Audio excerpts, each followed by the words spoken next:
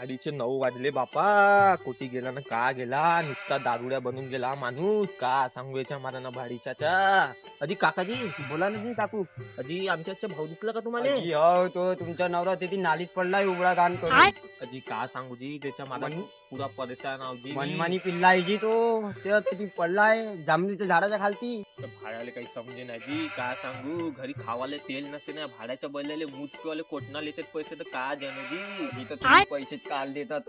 अजी आता आरमानीत माणूस ताला लावून ठेवते तर त्याला तो आरमानचे भोका फोडते. का सांगू ये क्या सुन रहा हूं मैं. तुम्ही बी तसेच आहात जी. नाही जी, तसं नाही. चला जी, त्याला आणून लागा जी जरता. काही नाही हो जी. अजी थंडी ना गाण फाटून गेली. थंडी लागत आहे गाण फाट. अजी चला ना जी, कसं मी एकटी बाई पडताना जी. हो चला जी चल. A few moments later.